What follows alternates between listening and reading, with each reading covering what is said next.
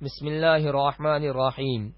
صرف 5 منٹ کا مدرسہ قرآن و حدیث کی روشنی میں 56واں دن 26 صفر المظفر۔ نمبر 1 اسلامی تاریخ۔ ملکہ سبا کو اسلام کی دعوت۔ حضرت سلیمان علیہ السلام کے زمانے میں قوم سبا پر بلقیس نامی عورت حکومت کرتی تھی۔ وہ اور اس کی قوم خود بھی کفر و شرک اور ستارہ پرستی میں مبتلا تھی۔ سورج کو اپنا سب سے بڑا دیوتا سمجھتی تھی۔ قرآن کریم میں ہے کہ حضرت سلیمان علیہ السلام کو اس صورتحال کی اطلاع ہدہد پرندے نے دی۔ حضرت سلیمان علیہ السلام نے ہدہد کے ذریعے ایک خط ملکہ کے پاس بھیجا جس میں اس کو اور اس کی قوم کو اسلام قبول کرنے کی دعوت دی گئی تھی۔ جب یہ خط ملکہ سبا کو ملا تو اس نے اپنے درباریوں سے مشورہ کیا، پھر چند لوگوں کو بہت سارے ہدیے اور تحفے دے کر حضرت سلیمان علیہ السلام کے برحق ہونے کی آزمائش کے لیے ان کی خدمت میں بھیجا۔ جب بلقیس کے لوگ تحفے اور ہدیے لے کر پہنچے اور حضرت سلیمان علیہ السلام کی خدمت میں پیش کیا تو آپ علیہ السلام نے واپس کر دیا۔ جب یہ لوگ واپس ہو گئے تو ملکہ کو اس کی اطلاع دیتے ہوئے کہا، حضرت سلیمان علیہ السلام کی حکومت صرف انسانوں پر ہی نہیں بلکہ جنات اور پرندوں پر بھی ہے۔ نمبر 2 حضور صلی اللہ علیہ وسلم کا معجزہ، ٹہنی کا تلوار بن جانا۔ جنگ بدر کے دن حضرت سلمہ بن اسلم رضی اللہ عنہ کی تلوار ٹوٹ گئی اور ان کے پاس اب کوئی ہتھیار نہیں بچا تھا، تو رسول اللہ صلی اللہ علیہ وسلم نے ان کو ایک ٹہنی دی اور فرمایا، جاؤ اس سے قتال کرتے رہو۔ چنانچہ وہ حضرت سلمہ رضی اللہ عنہ کے ہاتھ میں تلوار بن گئی۔ جب آپ کی شہادت ہوئی تو اس وقت بھی وہ آپ کے پاس تھی۔ نمبر 3 ایک فرض کے بارے میں، اولاد کو نماز کا حکم دینا۔ رسول اللہ صلی اللہ علیہ وسلم نے فرمایا، تمہاری اولاد جب 7 برس کی ہو جائے تو نماز کی تاکید کرو اور جب وہ 10 برس کے ہوں تو نماز چھوڑنے پر ان کو مارو۔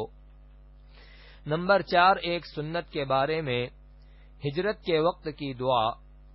جب مجبوری کی وجہ سے کسی جگہ منتقل ہونا پڑے تو یہ دعا پڑھے، کیونکہ رسول اللہ صلی اللہ علیہ وسلم نے ہجرت کے وقت یہی دعا پڑھی تھی، رب ادخلنی مدخل صدق واخرجنی مخرج صدق واجعل لی من لدنک سلطانا نصیرا۔ ترجمہ، اے میرے رب مجھ کو خوبی کے ساتھ پہنچائیے اور مجھ کو خوبی کے ساتھ لے جائیے اور مجھ کو اپنے پاس سے ایسا غلبہ دیجیے جس کے ساتھ نصرت ہو۔ نمبر 5 ایک اہم عمل کی فضیلت، لوگوں کو نفع پہنچانا۔ رسول اللہ صلی اللہ علیہ وسلم نے فرمایا، اللہ کے نزدیک تمام لوگوں میں سب سے زیادہ پیارا وہ شخص ہے جو لوگوں کو زیادہ نفع پہنچائے۔ نمبر 6 ایک گناہ کے بارے میں، کفر و نافرمانی کا وبال۔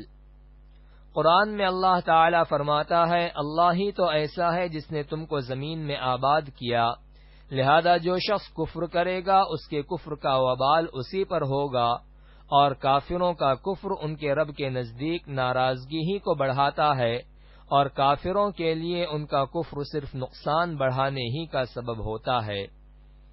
نمبر 7 دنیا کے بارے میں، دنیا چاہنے والوں کے لیے نقصان۔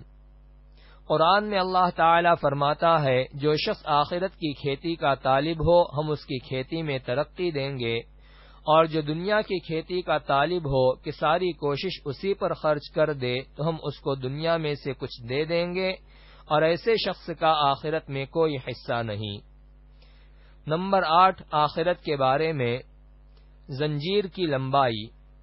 رسول اللہ صلی اللہ علیہ وسلم نے فرمایا، اس جمجمہ کنویں کے ارد گرد کسی پتھر کو آسمان سے زمین کی طرف چھوڑا جائے جس کی مسافت 500 سال ہے تو وہ رات ہونے سے پہلے زمین پر پہنچ جائے گا، اور اگر اسے جہنم کی زنجیر کے ایک سرے سے چھوڑا جائے تو اس کی انتہا تک پہنچنے کے لیے 40 سال تک لڑکتا رہے گا۔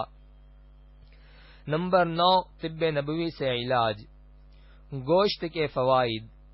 رسول اللہ صلی اللہ علیہ وسلم نے فرمایا، دنیا والوں اور جنتیوں کا سب سے عمدہ اور لذیذ کھانا گوشت ہے۔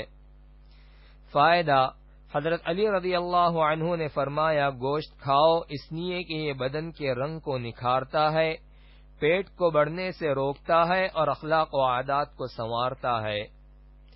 نمبر 10، نبی صلی اللہ علیہ وسلم کی نصیحت۔ رسول اللہ صلی اللہ علیہ وسلم نے فرمایا، نماز کے لیے جب آؤ تو دوڑ بھاگ کر نہ آؤ، سکون اور اطمینان کے ساتھ آؤ۔